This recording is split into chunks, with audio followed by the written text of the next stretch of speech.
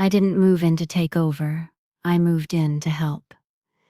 At least, that's what I told myself back then. It started small. Emily, my daughter, had just had her second baby.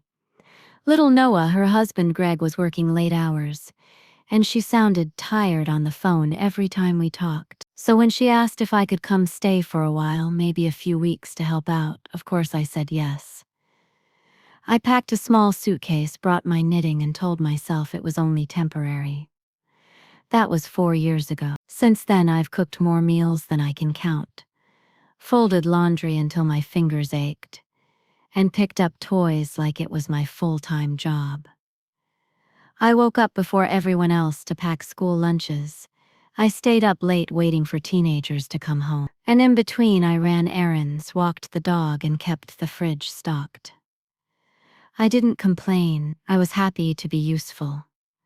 I loved my grandchildren more than anything. And Emily, well, she was my only daughter. If I didn't help her, who would? But something changed over time. The first time I noticed it was during a dinner party. Emily had her friends over. Fancy people, the kind who wear scarves indoors and talk about yoga retreats. I had cooked the meal: pot roast, mashed potatoes, roasted carrots. Greg poured wine. Everyone was laughing. One of Emily's friends looked at me and said, "You're so lucky to be retired. Must be nice, not having to work." Before I could even open my mouth, Emily smiled and said, "Oh, she doesn't work. She just helps around the house. She just helps." They all laughed. It wasn't cruel, just casual. Like I was a vase or a kitchen chair, something helpful, but silent. I smiled. I even chuckled. But inside, something cracked. I excused myself early and went to my room.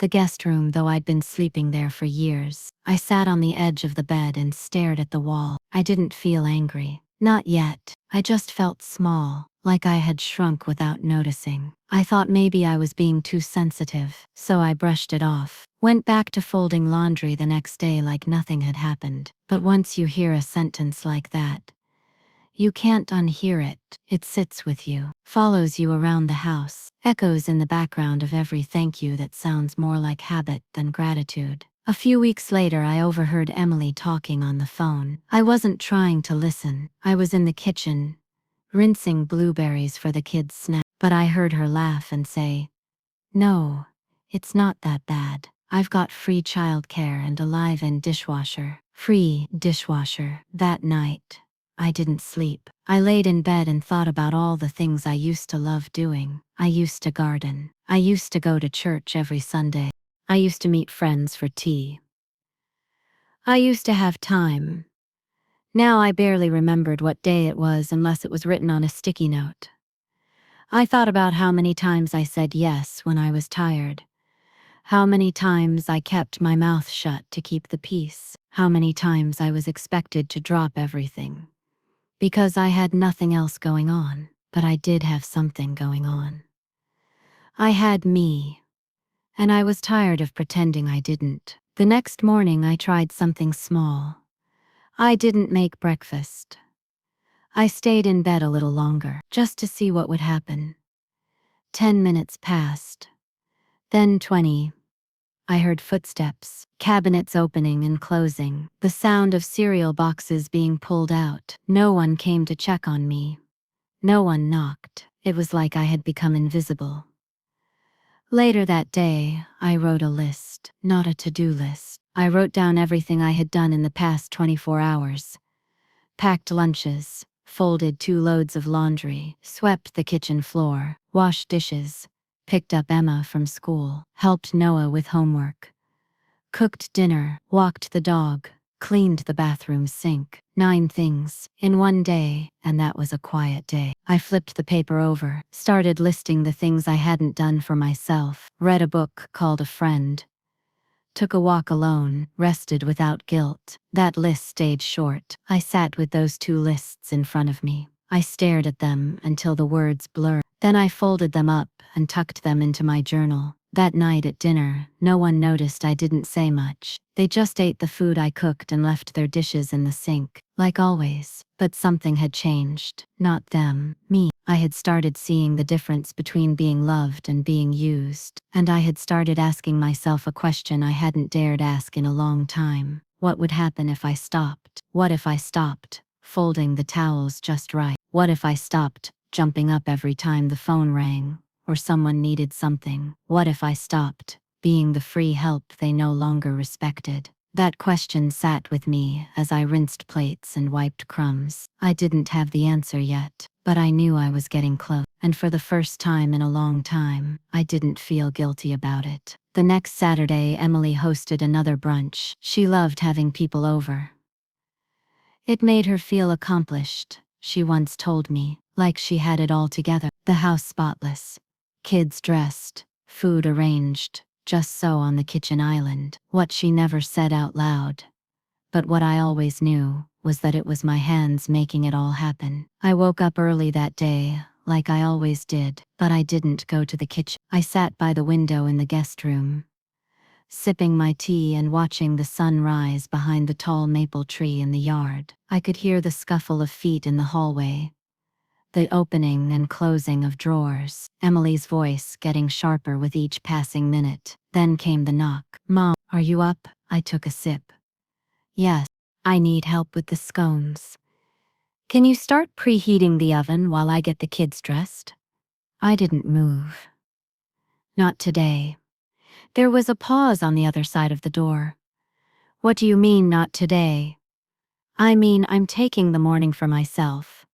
Another pause, then a forced laugh. "Okay, well, when you're done with your tea, can you come help?" I stood up, opened the door gently, and looked her in the eye. "Emily, I'm not helping with brunch today. You'll manage."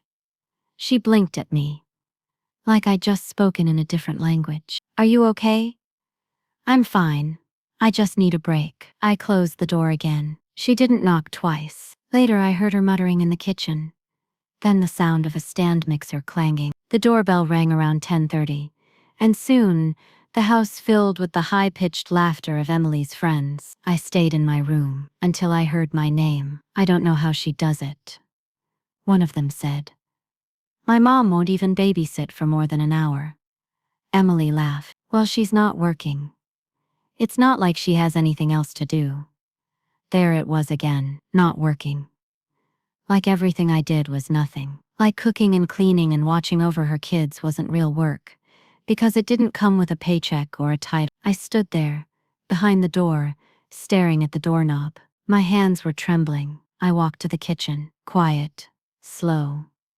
The women looked up, startled. Emily turned pale. I looked at them, each one of them sitting comfortably, sipping mimosas made with oranges I'd bought. I didn't yell. I didn't cry.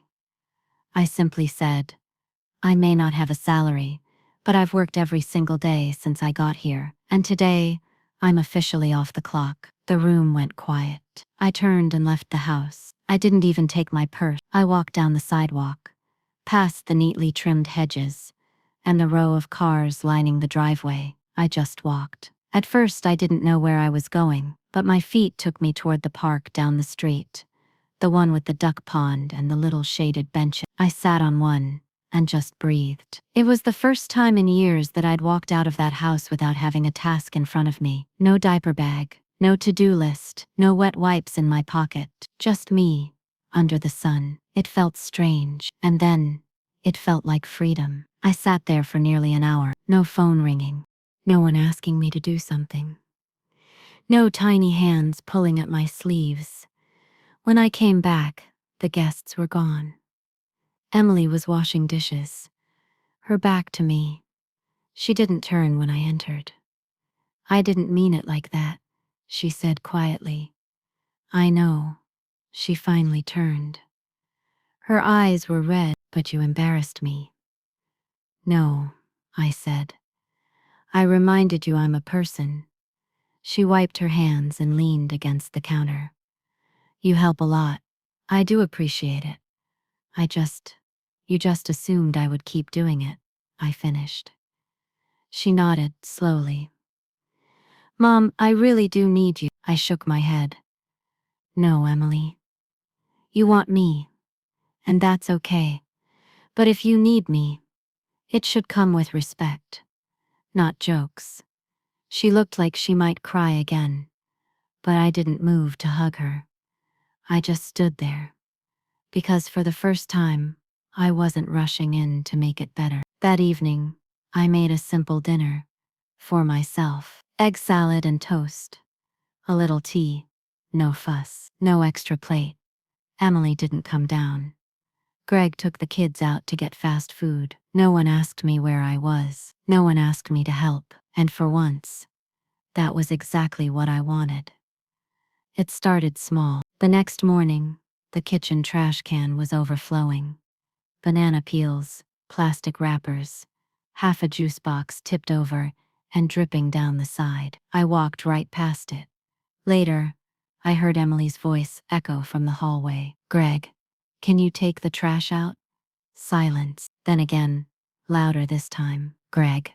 Still nothing. I sat on the couch, book open on my lap, watching the whole scene unfold like I was an audience member in a play I used to star in. Finally, she stomped into the kitchen and did it herself, grumbling under her breath. I didn't offer to help. That afternoon, the twins came running to me, sticky hands full of broken crayons and puzzle pieces. Nana, can you help us clean the playroom? I smiled. You know what? I think your mom and dad can help you with that today. Their faces dropped, not from anger, but confusion. They weren't used to hearing no from me. Greg was in the garage, fiddling with something in his toolbox. Emily was upstairs, probably hiding behind her laptop. She liked to say she was working from home, but most days I saw her scrolling through online shopping sites. Few minutes later, I heard the twins whining, the crash of something plastic hitting the floor, and Greg's annoyed voice calling for Emily. For once, I stayed out of it. Dinner was another mess. Emily tried to make spaghetti, but she forgot to salt the water. The noodles stuck together in a gluey clump. She burned the garlic bread. The twins refused to eat the vegetables. Greg opened a can of beer halfway through the meal and sighed like someone asked to carry the weight of the world. Nobody said it out loud, but I could feel it in the room. They missed me, not for my company, not for my wisdom, but for my labor. Emily looked up from her plate, eyes tired. Mom, I'm sorry. I met her gaze. For what? For taking you for granted. I didn't say anything, just took another bite of my food. The next day, things got worse. Emily's meeting ran late. Greg forgot to pick up the dry cleaning. One of the twins had a potty accident that left the hallway smelling like vinegar and regret. The house, once perfectly controlled by my invisible hands, was unraveling, and they didn't know how to stitch it back together. By Thursday, Greg came home early. I was folding my own laundry in the guest room, humming softly to myself. When he knocked, Margaret, he said. Yes?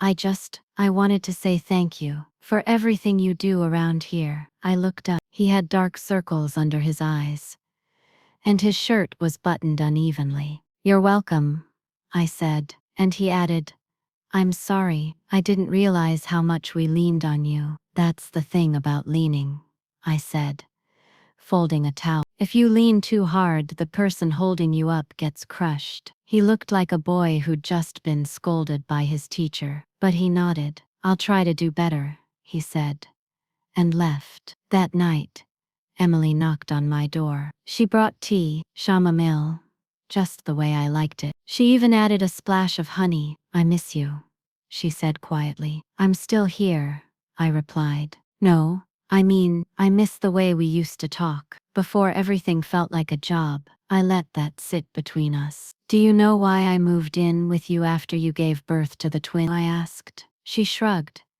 Because we needed help. No, I said. Because I wanted to help. But I never meant to raise your family for you. I already did that once. Her eyes welled up. I'm sorry. Truly. I reached over and took her hand.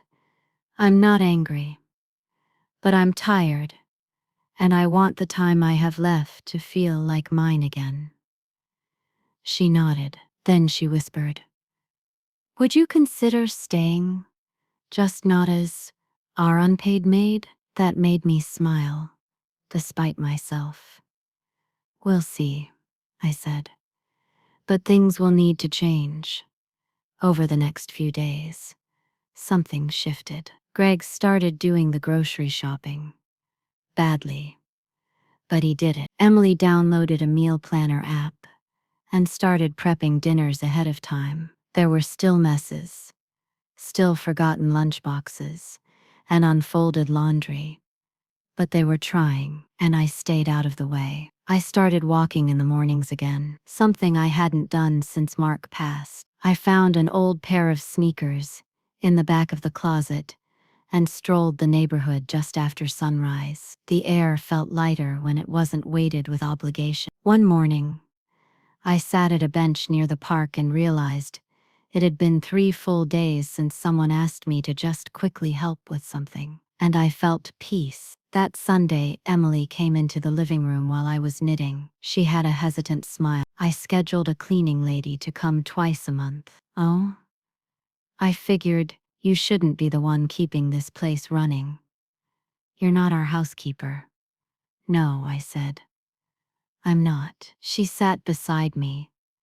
"We're going to make more changes, not because you forced us, but because you deserve to live too." That was the first time I believed her.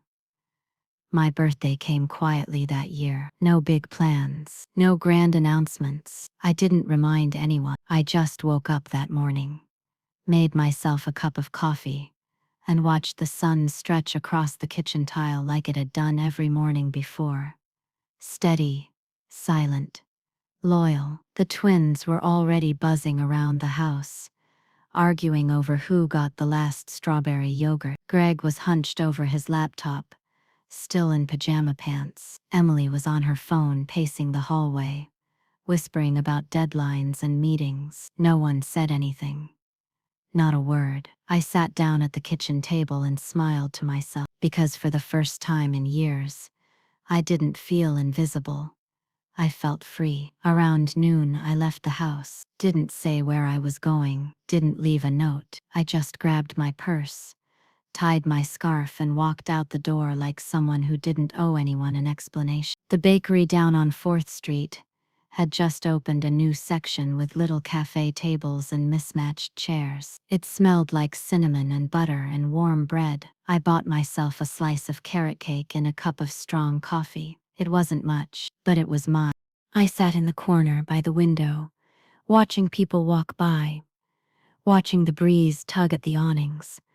And I thought, this is enough.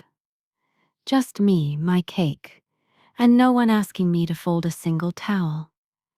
It wasn't until 4 p.m. that Emily called. "Mom?" Her voice was frantic. "Where are you?" I could hear the twins crying in the background. "I'm out," I said calmly. "You didn't tell us where you were going." "I didn't think I had to," I said, taking a sip of my coffee. "Is there an emergency?" She paused. "Well, no. It's just, we thought maybe something happened." "Something did," I said. "I turned 70 today." Silence. "Wait. What?" "70. Today." Another pause. Then a sharp inhale. "Oh my God." I waited. "I'm so sorry," she said. We forgot." I didn't answer right away. Finally, I said, "That's okay." I remembered. When I got home an hour later, the living room had changed. Streamers were strung across the ceiling, haphazard, uneven. A half-deflated balloon floated near the sofa. Greg was in the kitchen trying to light candles on a store-bought cake, the kind with too much frosting and too little flavor. Emily met me at the door, breathless, holding a paper card in one hand. "We're so sorry, Mom," she said. "We really are. We were so caught up in everything. That we forgot, I said gently.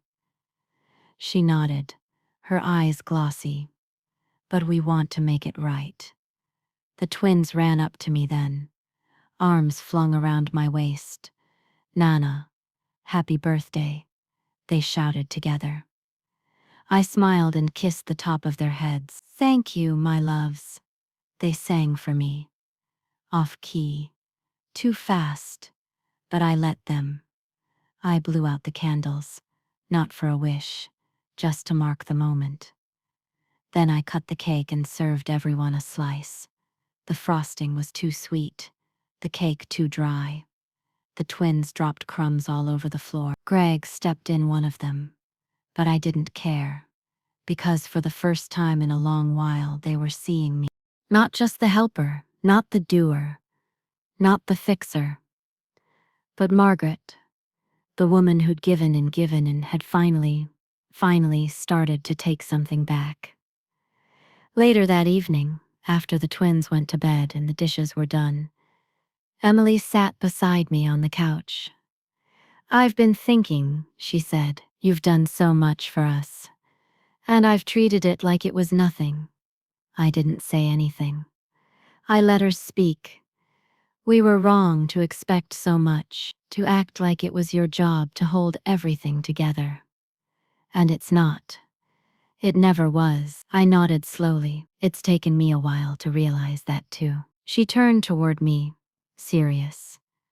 Would you ever consider moving out? Not because we don't want you here, but because I think maybe you deserve a space that's yours again. The question didn't sting, because this time it wasn't a push, it was an invitation. That night, I lay in bed and stared at the ceiling. Not sad, not angry, just reflective. I remembered all the birthdays I spent baking for others, wrapping gifts for others, cleaning up after everyone else's celebrations. And now, at 70, I'd celebrated myself, quietly, sweetly, on my own terms. And maybe it was time to think about what the next chapter could look like. One where I didn't just stop helping, but started living. I started packing the very next day, not in a dramatic way. No big boxes by the door or emotional farewell, just a little at a time. My books, my recipe cards, a few framed photos that had been pushed behind ceramic pumpkins and overdue bills. Things that were mine, buried beneath what they needed. Emily noticed 2 days in. She came into my room and saw the open suitcase on the bed, her face tense. Are you going somewhere? I folded a cardigan and set it inside gently. I'm thinking about it. She leaned against the doorframe. You're serious? I nodded. She looked around like the walls were shifting under her feet. But where would you go? Someplace quiet, I said. With a little garden. A place where nobody asks if I've finished the laundry before they ask how I'm feeling. She didn't say anything, but her silence said everything. The truth is, I had taught them how to function. They just never believed they'd have to. Every room in this house had my touch. The fridge always had juice boxes and sliced apples. The bathroom never ran out of toilet paper. The laundry folded itself. The children were picked up on time. Emily's dress shirts were always ironed. Greg's socks matched even when he left them all over the floor. I had trained them for convenience, not independence. That was on me. But now it would be on them. That weekend, I made a list, a full walkthrough of what I did. Morning to night, step by step. Set out cereal for the twins. By 7:30. Wipe down counters after breakfast. Refill juice pitcher before lunch. Water plants on Tuesdays and Fridays. Rotate meat from freezer to fridge every evening. Vacuum playroom on Sunday nights. Baking soda in the fridge for the smell. The list was 2 pages long. I left it on the fridge, with a magnet shaped like a sunflower. Emily found it Sunday afternoon. She read it once, then again. You wrote this? She asked. Yes. She looked stunned. This is everything you do? I didn't say yes. I just poured my tea and took a sip. That night, I didn't clean up after dinner. I didn't sweep the floor or load the dishwasher. I didn't check backpacks for homework or fold the clean towels from the dryer. I went to my room, put on my nightgown, and read a book. Around 9 p.m., I heard Emily sigh loudly in the hallway. 10 minutes later, Greg dropped a pan. The twins fought over toothpaste. I smiled, turned the page, and kept reading. The following morning was chaos. Emily burned the toast. Greg forgot to set the alarm, so the twins woke up late. Nobody could find clean socks. The cat knocked over the juice. And I drank my coffee slowly, sitting in the backyard, listening to the birds. It wasn't revenge. It was reality. And for once, they were living it. Emily came outside just before school drop-off. Her hair half-brushed and a crayon stuck to her shirt. "I don't know how you did all this," she said. "I was tired," I replied. "For years, I just thought. It's what you wanted to help. To be needed." I looked at her, kind but firm. "I wanted respect more." She nodded. It didn't feel like guilt anymore. It felt like understanding. Later that week, I toured a little duplex near the edge of town. It wasn't fancy. Just 2 bedrooms, a cozy kitchen, and a porch with enough space for a rocking chair, and a row of potted herbs. But it felt like breathing. I put down a deposit that afternoon. I didn't tell anyone right away. Not because I was hiding it, but because I wanted to enjoy the moment before they pulled it into their orbit. 3 days later, I came home to find Emily trying to teach the twins how to sort laundry. The youngest was stuffing socks into the dishwasher. The oldest was mixing coloreds and whites like it was finger paint. Greg stood nearby, Googling stain removal on his phone. And in the middle of it all was a crumpled note I had written last year, stuck to the dryer door. "Warm for towels, cold for delicates." Emily caught my eye and smiled. "We're figuring it out," I smiled back. They were, slowly, clumsily. But they were. That night, after the kids were asleep, Emily knocked on my door. "Mom," she said softly, "if you really want to move, we understand. I don't want to keep you here, because it's easier for us." I reached over and took her hand. "It's not about leaving," I said. "It's about arriving at a life that belongs to me again." She helped me pack after that, not everything, just the things that mattered. She folded the quilt I made when she was 8, tucked in the photo of Mark and me on our anniversary, wrapped up the ceramic owl from the garden. We didn't talk much while we packed. Sometimes love doesn't need conversation, just action. Moving day was quiet. They helped load my boxes. The twins drew a picture of me in a rocking chair, holding a pie. Greg offered to set up the Wi-Fi. Emily filled my pantry with tea and soup, and wrote a note that said, "For when you need warmth." They didn't cry. Neither did I, because this wasn't an ending. It was the first time I walked into a space and knew I wouldn't have to apologize for taking up room. The first morning in my new home was quiet, not the kind of quiet that presses in on you, not the lonely kind, but the soft, gentle hush that comes when a room belongs to no one but you. I opened the curtains and let the light in. The sun caught the edges of the tiny wind chime hanging above the window. The one Emily gave me years ago. The one that never quite made it to their backyard. It tinkled in the breeze like a small voice, saying, "You did it." I made my tea slowly. No one asked me to refill juice. No one spilled cereal across the counter. No one asked if they could watch cartoons before school. It was just me and the morning. And for the first time in decades, that was enough. At 8:12 a.m. my phone buzzed. It was a picture from Emily. The twins standing at the bus stop, hair a little wild, backpacks barely zipped, grinning like they'd packed the lunches themselves. Which, knowing Greg, they might have. Her text said, "We're surviving. Barely. Hope you're enjoying your freedom." I smiled and texted back one word. Absolutely. Around noon, I took a walk down the little street my duplex sat on. The air smelled like damp pine and fresh soil. A few houses had garden gnomes and rusted mailboxes. One porch had a welcome mat that said, "Go away," and a hanging fern that looked like it hadn't been watered since spring. I liked it. A woman was watering a row of begonias near the sidewalk. She had white hair, a denim apron, and a look of determination. "Morning," she said. "Morning," I replied. She looked me over with the gentle suspicion of a neighborhood guard dog in human form. "New here?" "Just moved in," I said. "Over at 202."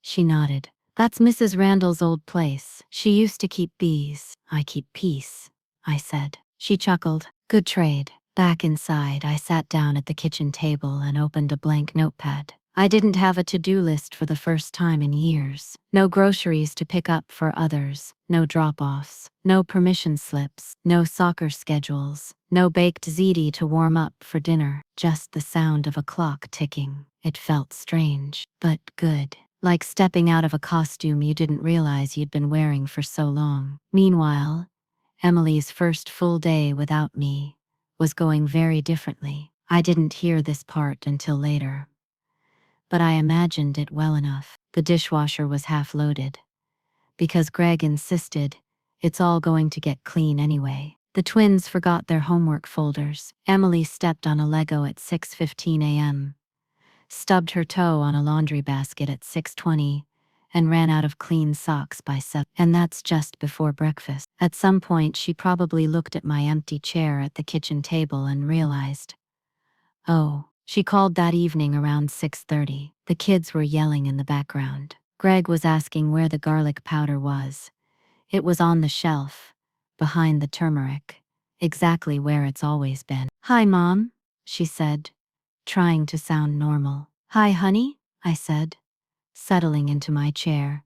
"We're figuring it out." "I know," I said.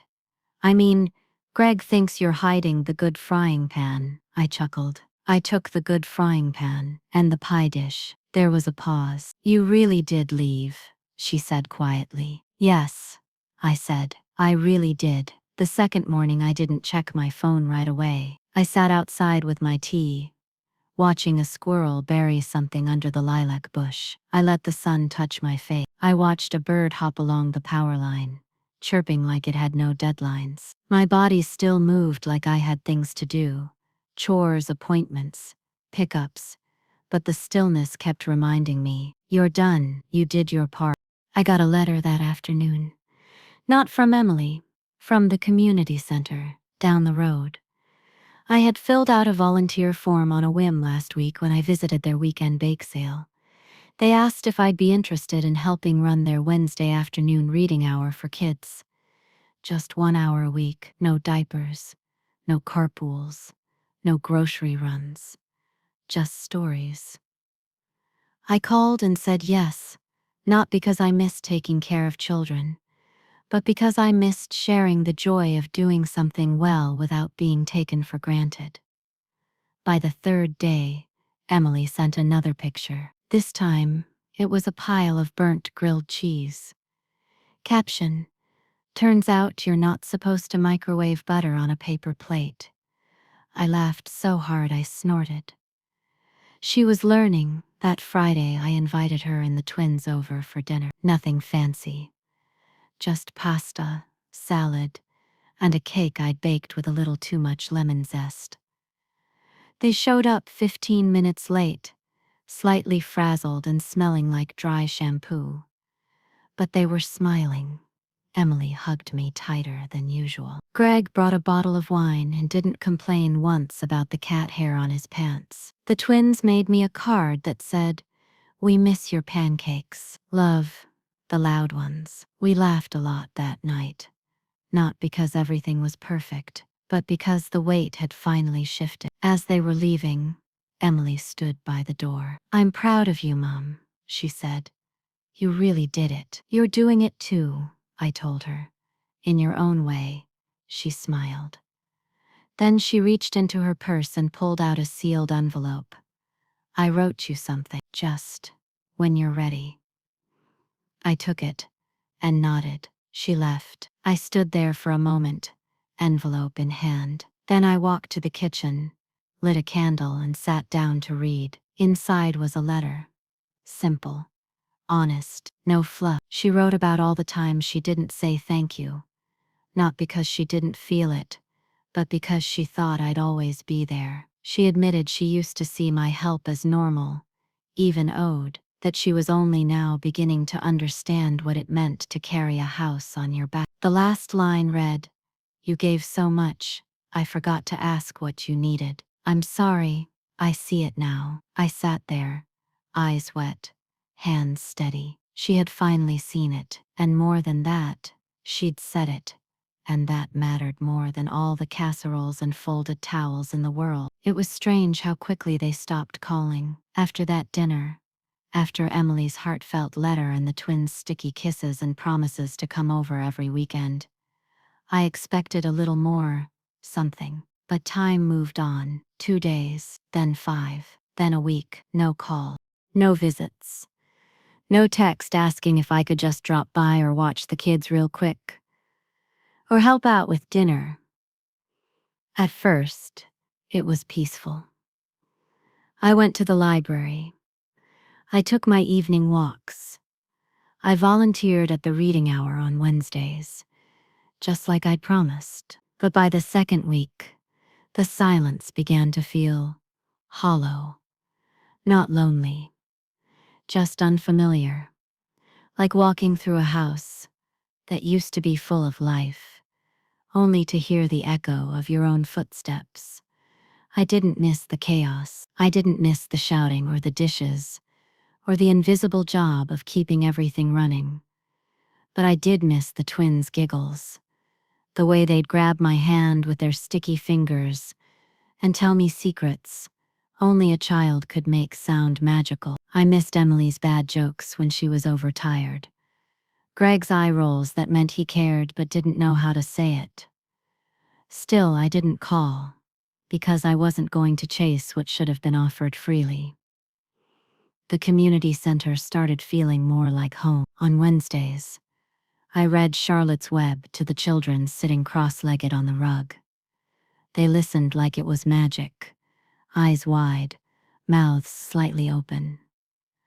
Sometimes, I stayed after to help sort books or tidy shelves. I liked the quiet buzz of doing something useful without being used. One Friday, after a long afternoon sorting children's books by color-coded tags, I walked past a mirror in the hallway.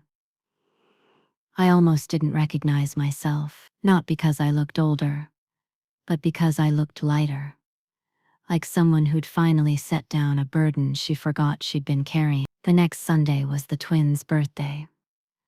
I waited for an invite that never came. No text, no voicemail, no "Hey Mom, we're having a little something if you want to come." Just silence. At first, I thought maybe they were planning a surprise visit, or maybe they assumed I already knew. Maybe Greg forgot to send the message. Maybe.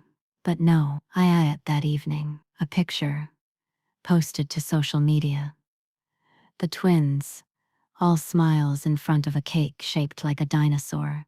Streamers, balloons, cousins I hadn't seen in years. Emily, holding one twin in each arm. Greg flipping burgers by the grill. The caption said, "Grateful for this perfect day," and I wasn't in it. Not even tagged. I stared at the screen for a long time. Then I set the phone down and went to the kitchen. I poured myself a glass of iced tea and sat on the back porch. The wind rustled the lilacs. A bird chirped once, then flew away, and I let myself feel it. Not the betrayal, Not even the sadness, just the quiet confirmation. I had made the right choice, because that picture, it was proof of how easy it had been to cut me out when I stopped being useful. I spent that night flipping through my own photo albums, old pictures of Emily, when she was the twins' age, her in overalls, dirt on her cheeks, me, beside her, always a step behind, always watching, always ready to catch whatever she dropped. There were birthdays I planned, gifts I wrapped, cakes I baked, all the effort, all the love. And I had no idea it would be so easily forgotten. The next morning, I wrote 2 letters. The first was for Emily. Not angry, not cruel, just honest. I told her how proud I was of her, how strong she was as a mother, even when she doubted herself. But I also wrote about how it hurt to be left out, especially after giving so much of myself for so long. I told her I wasn't angry, just disappointed that after everything, my presence was so easy to erase. The second letter was for me. It wasn't long, just a few sentences on a piece of stationery I hadn't used in years. I remember you. I see you. You matter even when no one claps, even when no one notices. You matter. I folded both letters. One I mailed. The other I taped to my mirror. 2 days later, a knock came at the door. It was Emily. No warning. No text. She stood on the porch holding a paper bag of muffins and a card with a slightly bent corner. Her eyes were red. "Can I come in?" she asked. I stepped aside. She didn't speak at first, just walked to the table and set everything down. Then, "I'm sorry, I waited. I didn't mean to leave you out," she said. "I thought you wanted space. I didn't want to bother you." "That's the thing," I said gently. "Space isn't the same as absence. I know that now," she said quietly. She reached into her bag and pulled out a photo, one of the twins holding the birthday card I mailed late, the one I almost didn't send. "They missed you," she said. "They asked if you were sick. I told them no. I told them I messed up." I nodded slowly. Emily looked at me then, not as her live-in help, not as her backup plan, but as her mother. "Can we start over?" she asked. I didn't answer right away, because I needed to know, this time, would it really be different? Emily sat at the table with her hands folded in her lap, like a schoolgirl waiting for a scolding. It was strange seeing her that way, vulnerable. Usually she carried herself like she always had the answers, but that day, all her certainty had melted into something softer, something more real. "I don't want you to feel like you're only loved when you're useful," she said. "I didn't mean to treat you that way." I let her words sit there a while, because this wasn't about quick forgiveness or hugging it out over muffins. This wasn't a TV moment. This was real life. And real life, especially at my age, teaches you to measure trust with a slow hand. "I believe you," I said finally, "but I'm not just stepping back into the same rhythm. Things have to change." "I understand," she said quickly. "Anything, just tell me what you need." That was the first sign it might be different this time. She didn't defend herself. She didn't try to spin the past. She just listened. And I realized maybe that was all I'd ever wanted. Not applause, not gratitude, just to be seen. We spent the rest of that morning slowly rebuilding something. Not the old routines, not the same patterns, but something newer, something smaller and sturdier. I told her I wouldn't be returning to babysitting full time. I needed my mornings at the library, my quiet evenings, my own life. If she needed help once in a while, I'd be there. But as a grandmother, not as unpaid staff. She nodded. "You deserve that." Then she told me what I hadn't known. The stress, the guilt, the arguments with Greg behind closed doors, the pressure of parenting and trying to hold everything together. She hadn't meant to use me. She just didn't know how not to. "I was drowning," she said, "and I didn't even realize I was dragging you down with me." I reached across the table and took her hand. We all drown sometimes, but when someone throws you a life preserver, you don't climb on their back. The next week was quieter, but different. Emily called, not to ask for help, but just to talk about the twins, about her new job, about the bird's nest outside her kitchen window. Little things, meaningful things. Greg sent a message too, not long. But it said thank you and I'm sorry and we're going to do better. I appreciated it. I didn't need a parade, just acknowledgement. And from the twins, I got drawings, crayon scribbled portraits of me, holding hands with two very tall stick figures, one in a dinosaur costume, the other with rainbow hair. I hung them on the fridge, not as decoration, as proof. That Saturday, I hosted them at my house. We baked cookies, real ones, from scratch. The twins smeared flour on their cheeks and licked spoons when Emily wasn't looking. Greg grilled burgers in the yard and, for once, asked me if I needed anything. At the end of the night, Emily stayed behind while Greg got the kids in the car. She stood by the sink, drying the last dish. You know, she said, I always thought of you as this unshakable force, like nothing could wear you down. I smiled. That's the mistake everyone makes with strong women. They forget we're allowed to break too. She nodded, then she said something that stayed with me. I hope I can be like you someday. After they left, I sat by the window with a cup of tea, watching the moonlight stretch across the grass. The house was quiet, but it didn't feel empty. It felt peaceful, because I hadn't just reclaimed my time, or my space. I had reclaimed my value.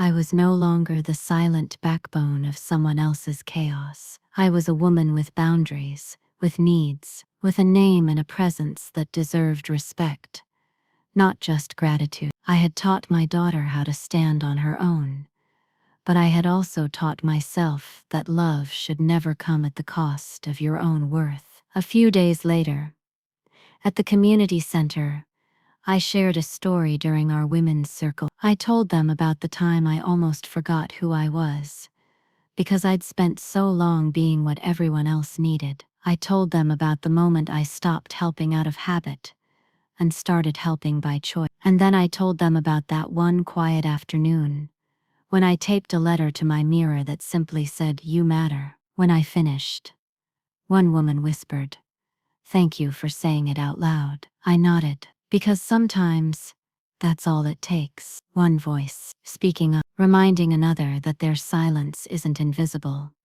It's just waiting to become power. It's been a few months now. Things aren't perfect, but they're honest. And honestly, that's more than enough. Emily still calls, sometimes just to share a funny story, sometimes to ask if I want to join them at the park. I go when I want to. I stay home when I need to. And no one makes me feel guilty for either. Because now they understand. I'm not here because I don't work. I'm here because I've already worked harder than most will ever understand. And now I rest. I laugh. I live on my terms. And that is more than enough.